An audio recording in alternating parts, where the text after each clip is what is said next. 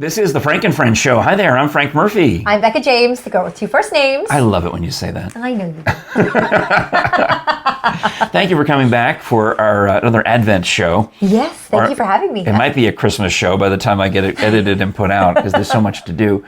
Be sure you like and subscribe and notify yourselves by ringing the bell on YouTube so you don't miss any of our episodes, either the podcast episodes like this or the See More Smokies Adventures, where we go off and film things up. One of these days I'm going to come with you on one of those.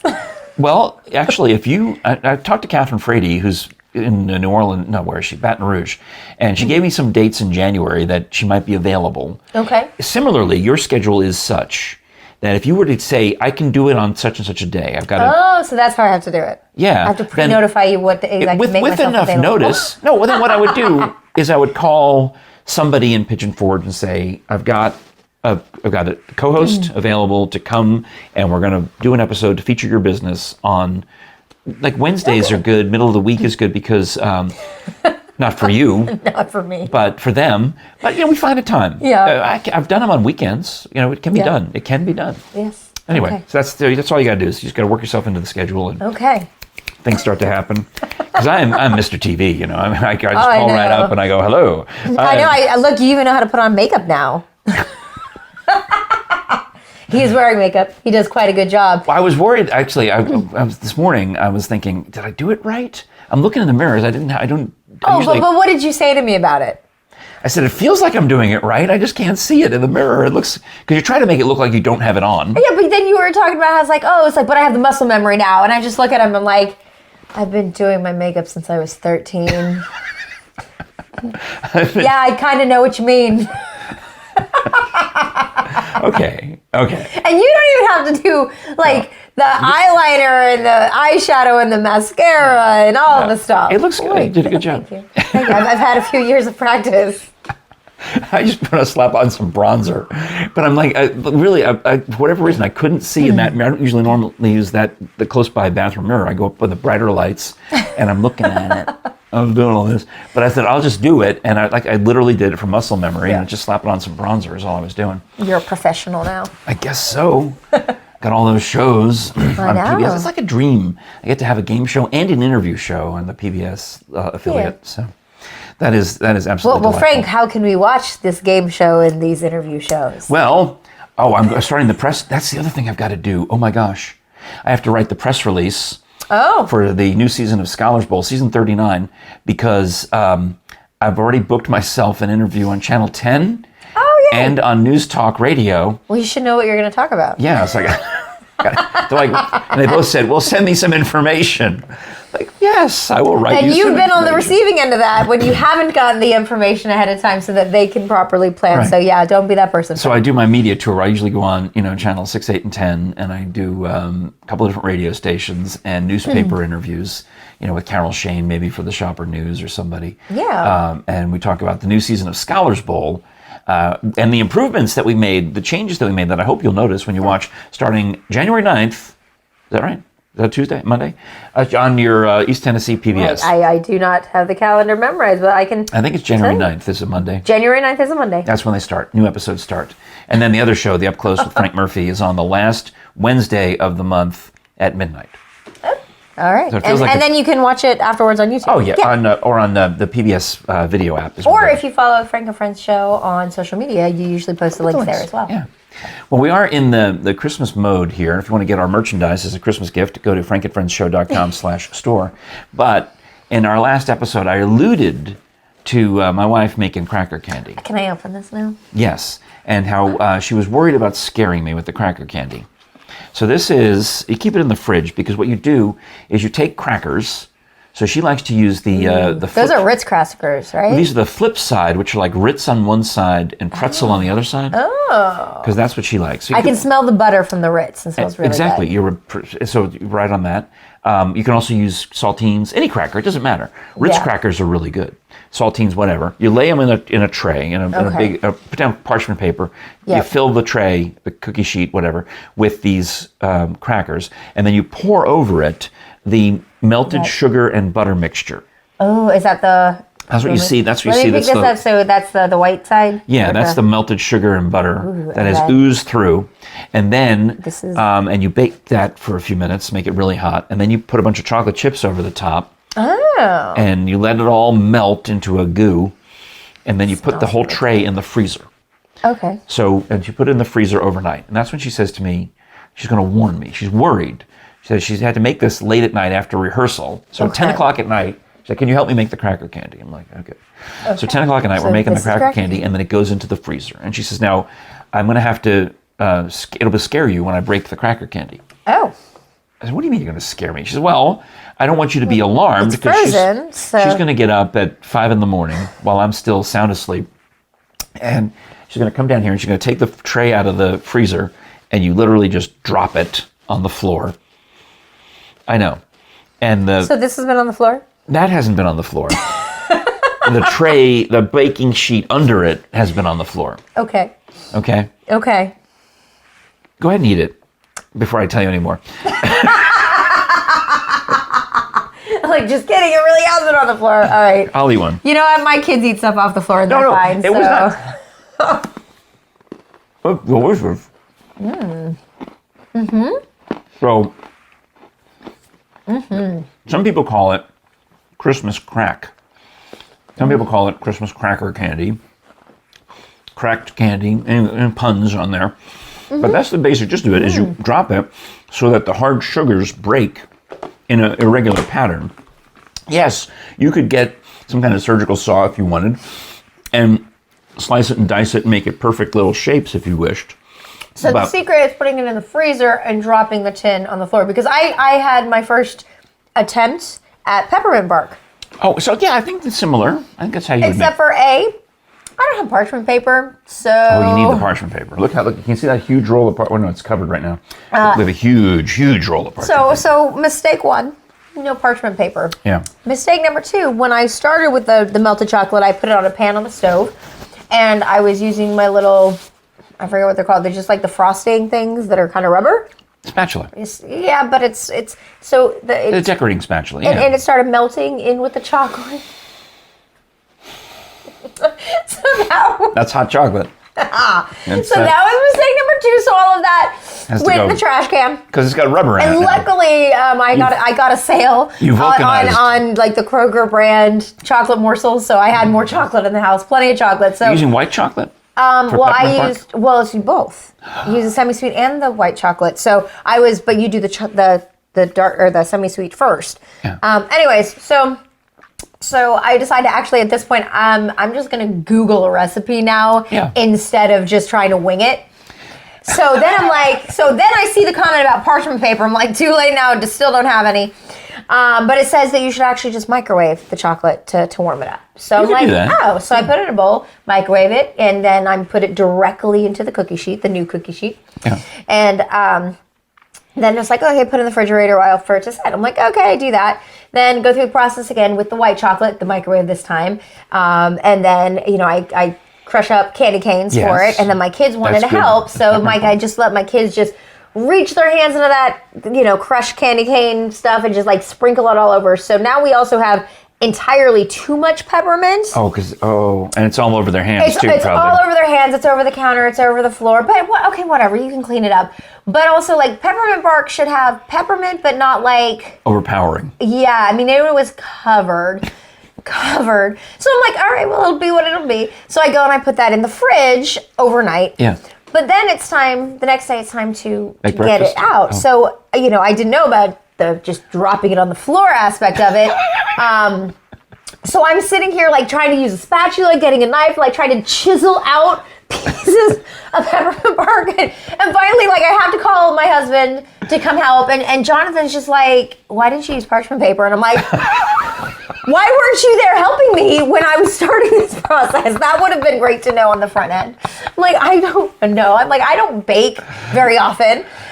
So I went through this whole thing, and I finally get it. Like, it's just been sitting out long enough. Because again, this was in the fridge, not the freezer. That I was finally able to like get a butter knife and like just kind of wedge stuff under them. But of course, now the cookie pan has all the little knife marks in it. So needless to say, I don't think I'm ever going to do it again. You can do next year with parchment paper. I feel like I'm traumatized from this experience, well, so you I'm used just to make I'm just those- gonna stick to my pizzelles. That's What is those? When we worked together in radio, you would make these delicious licorice flavored lace cookies. and I don't want to. For anyone who's going like, ew, licorice. It was very lightly flavored. I love licorice. So I do too. And so there's always, so if I'm making it To me, for there wasn't family, enough I licorice. it's called anise is Yeah. the type of plant that they get the oil I could have from. used more licorice in mine. So most people don't like it overpowering. So I use the extract for when I give it to outsiders, not being in the family, because it can be too overpowering and it can turn people off. And like there's a hint of it, but you can't quite put your finger on what it is for most people. So anyways, but so there is just like the Italian cookies. It looks like a waffle cone, but it's just flat and it's decorative. And You can buy them at the store. don't. Don't. Just please don't. And unless you can find a good Italian bakery, no. Sure. So that's anywho. So I love making these cookies, and I used to make them for all my coworkers. I used to mail them out, but A, postage has got expensive. B, the time. Yes. Because the waffle irons, you literally make 2 cookies at a time. Oh my goodness. So you make all the batter, and then you have to stand there for hours, spooning out the batter. And it's a very lengthy process. So I only make them this time of year, but I only make a very small batch. Sure. I'm not begging for one. I just feel saying, like you are. No, well. If I do another batch this season, I'll shove some in the mailbox. Come back and be on the show again. Make a production out of But it. only if you bring Pizzelles. So that's my. I'm just teasing you. But that's the one thing I bake. So I think I'm just going to stick with those because I have them perfected. Even my family prefers when I make them versus when they make. So I'm like, I'll stick to that. Well, so no more kitchen disasters when trying to bake. There's this song we play on Lake FM. It's Christmas Cookies by some country guy. George Strait. Yeah. It's King George. He's a guy. How do you not know it's King George? Well, it says it on the file that it's George Strait. But I like the song. It turns out I love the song. But I do these little, like a 10-second of intro. So I'm always trying to do a little Christmas cookie joke. And the other day I said, my wife says that chocolate chips are Christmas cookies, and I think they're just regular cookies. If chocolate chips are Christmas cookies, doesn't it mean all cookies are Christmas cookies? That's the question for you. If you eat them at Christmas time, do they become Christmas cookies? That's an interesting she doesn't question. make chocolate chips the rest of the year. So you could also say, I only make my pizzelles at Christmas time. So therefore because to me, they are a seasonal Christmas cookie. Yeah. However, they're not technically Christmas cookies. Okay, but gingerbread men. Oh, that's absolutely a Christmas cookie. But ginger snaps. Or regular.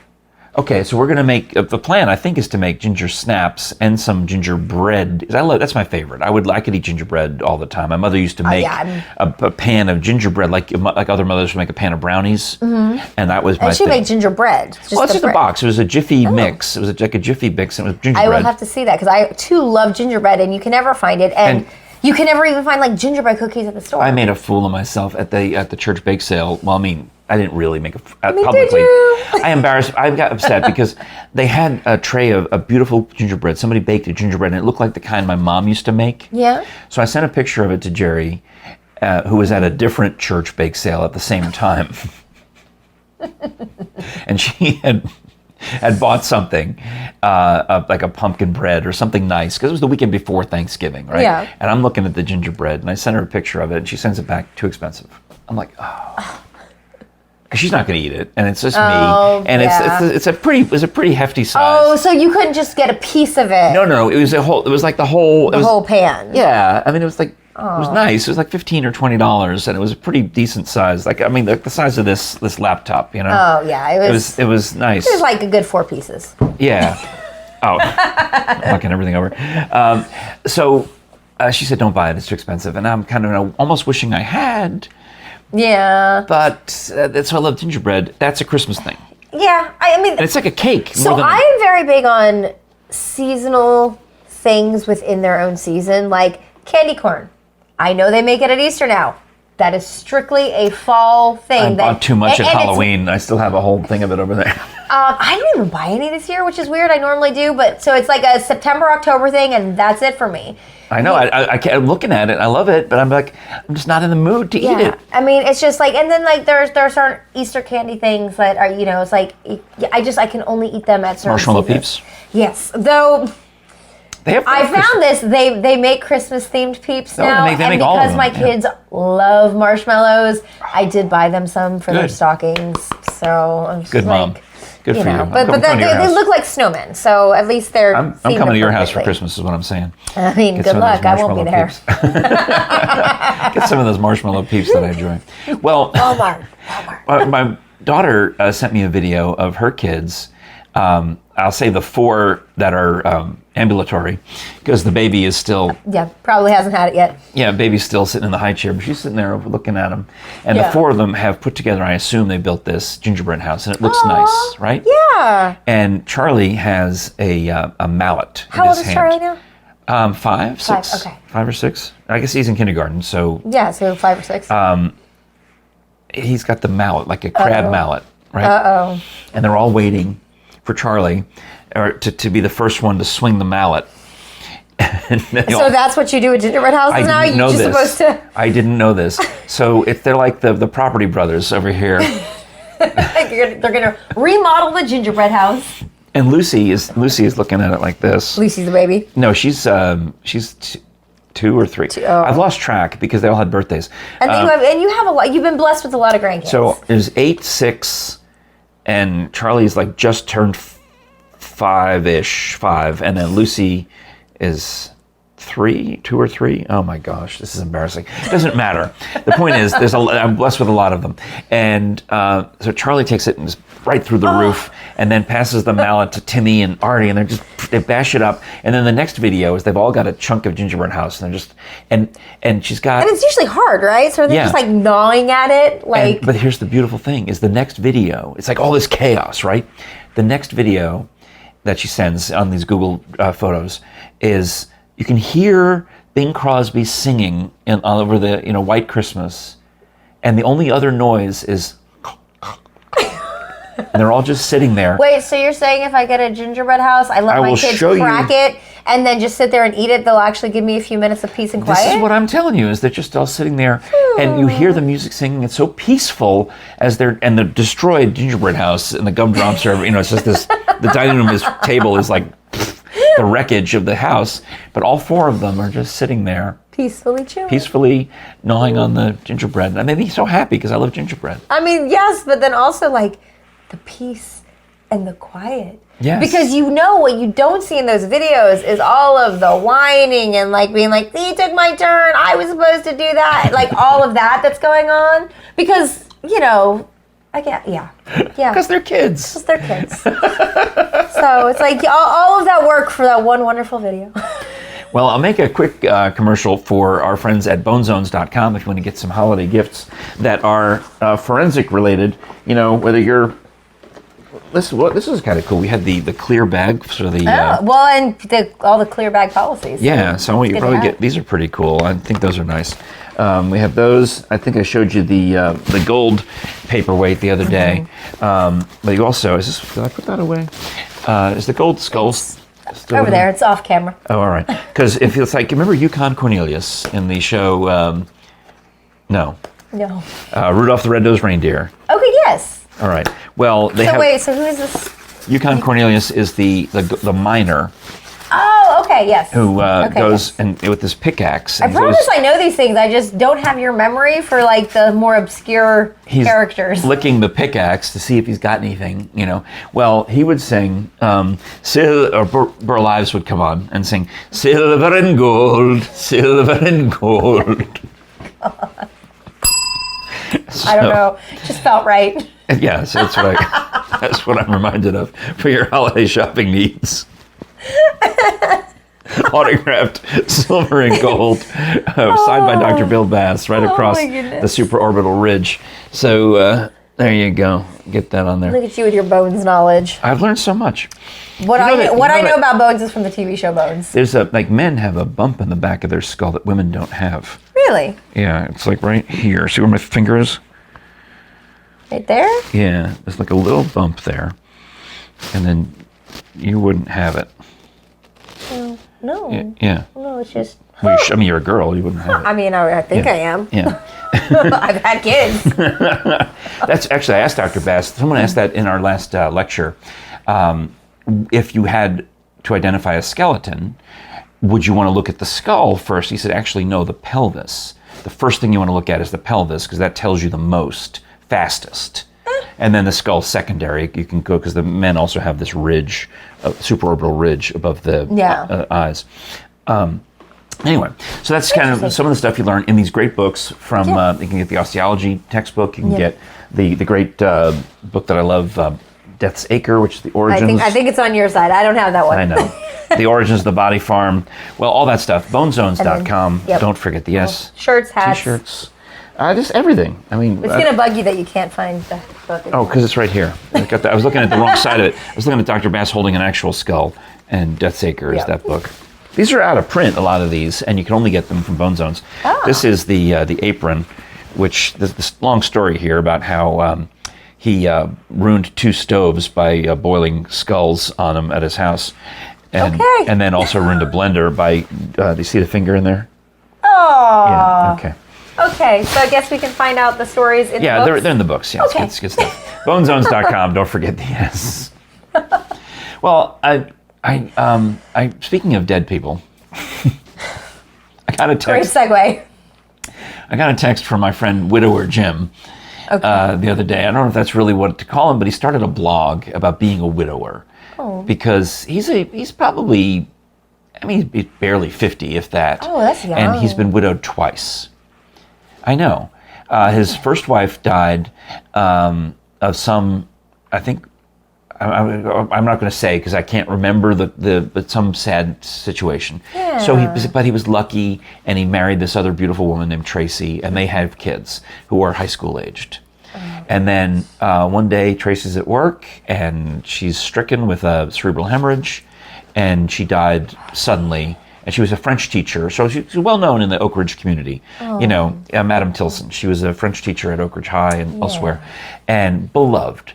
And of course, I've known Jim and Tracy. I didn't know Jim's first wife, but I knew Jim and Tracy, and I knew their kids. Nina studies improv at Oak Ridge. She was in the ballet, the Oak Ridge Civic Ballet, which I would see them. Which you would perform in. They would show up we'd see them at the opera. I would be in the audience in the opera, and they'd, hey, look, there's the Tilsons, hi. So I felt like I knew them well enough to go to Tracy's funeral. Yeah. And I told the story when Catherine Frady was here about how the funeral was live streamed. Oh, yeah, and you were on camera. Yeah, so they showed all the funerals nowadays. We streamed my mother's funeral. I mean, you do that nowadays because people won't come. So they'll watch it. Even Brandon, I thought that was just a COVID thing. It became, that's kind of where it started, but I don't think it'll ever go away. Like, Brandon Gibson, God bless Brandon Gibson, and he's all over this. I got to tell the story about him, too. He's all over the Blank newspaper. Yeah. His funeral was streamed. Mm-hmm. And Catherine Frady got up and spoke. But so similarly, I was teasing her. I said, I'm going to take a screen grab of you, Catherine, at Brandon's funeral, which I did, and I sent to her. Because back at... I don't know how I feel about that, Frank. Back at Tracy's funeral, I took a screen grab of myself, paying my respects at the casket at the beautiful Greek Orthodox Church. So I told the story here, and Frady just gives me grief about, well, how dare you take a selfie at a funeral? I mean, it's...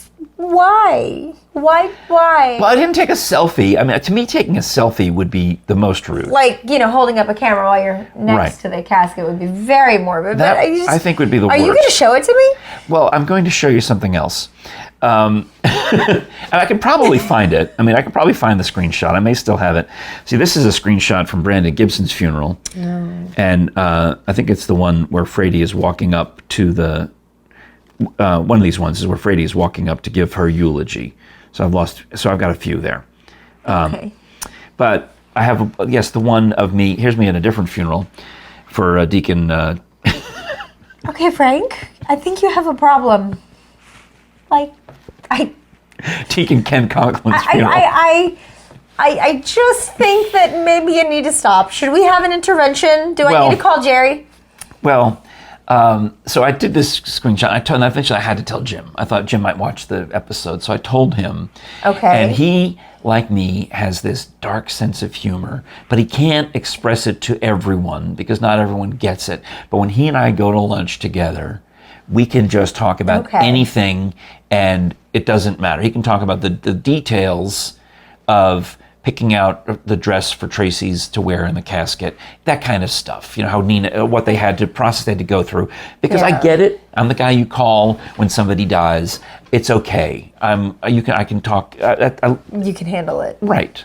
That's. I mean, when Brandon died, I am the person you can count on to cry a lot. So, the other day, I get this text out of the random from Jim, and he says, "Shall I read it?" Please. Jim, I thought of you today. I was listening to the Weird Al song Tacky, and it got to the verse about live tweeting a funeral, taking selfies with the deceased. So my response is, are you serious? That's incredible. And so he sends you the link to the song. To the which I didn't know the song. And you remember the song, was it by Pharrell, Happy? Yes, I love that song. Okay. Oh, so it's tacky to... And it's got all that in there about live tweeting a funeral. We'll have to put the link in the comments to this video so that, you know. And taking a selfie with the deceased. And it's a very funny Weird Al song. So I love the fact but if the shoe fits. That the widower himself is sending me. I mean, I appreciate that he doesn't have an issue, but you had 3 different funeral screenshots on there, so it's not just his.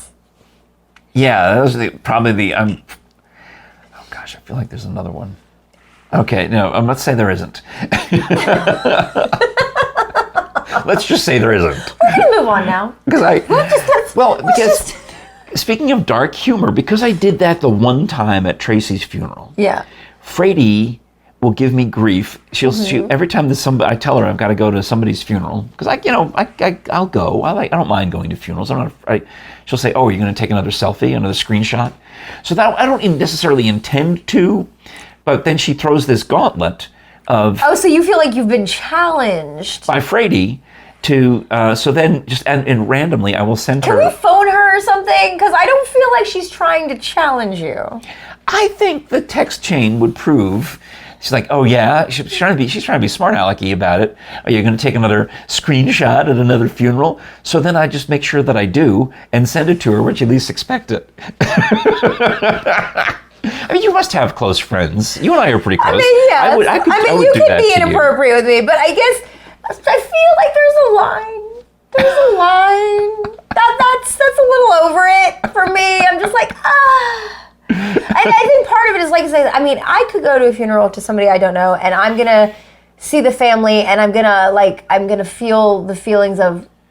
Yeah. I'm just gonna start bawling. Like I could not know the person at all. Like I cannot handle it because I just, empathize and sympathize so much with what the family's going through, and like I don't do sad moments well anyway. Well, there was a super sad funeral up. One of Artie's, my grandson's classmates died suddenly and unexpectedly. Oh my God. So they had a funeral for an 8-year-old, and it was super tragic and super sad.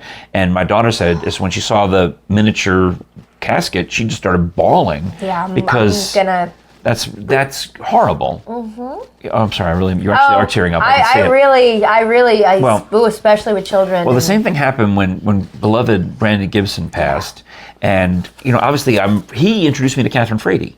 That's how I know Catherine is because of Brandon, and they put this these great pictures and articles in the Blank newspaper. And what they also did is they took Frady's eulogy from the several remembrances. Several people wrote their remembrances, but they took Frady's eulogy from the funeral mass and printed it in here. Yeah. And April Hill's got a memory in here. Rusty Odom, the publisher. Yeah. But even if you just went on Facebook for weeks on Facebook, like people that you wouldn't know had a connection with him or to him, like they were just leaving beautiful messages about him, and it was really great to see how the community came And this is to honor him. his beloved mom, who passed a few years ago. And I went out. I'm the guy who goes, right? Yeah. So when his mom died, I went to that visitation to show my respects. You weren't quite taking selfies at funerals by that point yet. Not yet. No, I wasn't there yet.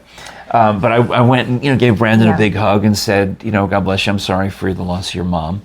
So I went to this funeral, and it was just mind-boggling to see like all the people from different arenas, because he was involved in the acting arena and the opera arena. But it feels to me like also just the community in general just knows him too. So even not necessarily because of there were some politicians. He was just so active. There were a couple of politicians there.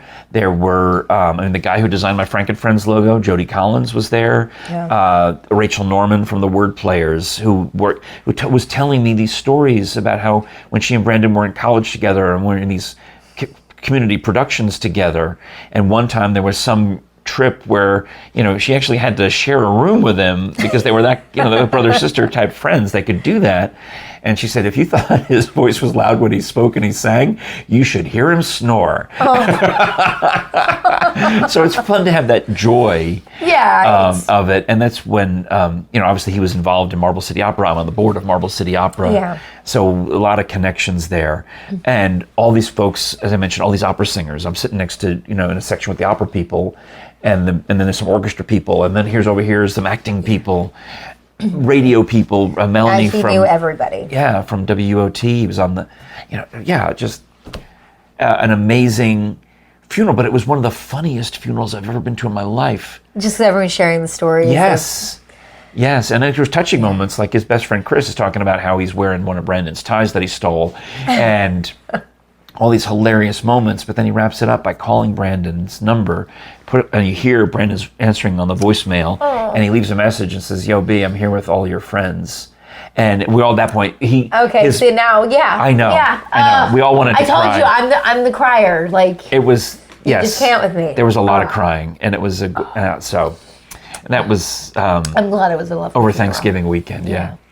Anyway, so I wanted to share that because that newspaper just recently came out. Yeah. And I'm sorry I made you cry. It's okay. I cry easily. I don't, which is why when people, that's why, when people call me like, hey, someone I know died, what should I do? I'm like, well. Well, I really remember one of the first stories I ever heard about you is you and a radio buddy of ours, Dave Morales, used to have this thing where you tried to beat each other to the news of a celebrity death and be the one to text each other first. And that's one of the first things I ever knew about you. Shoot.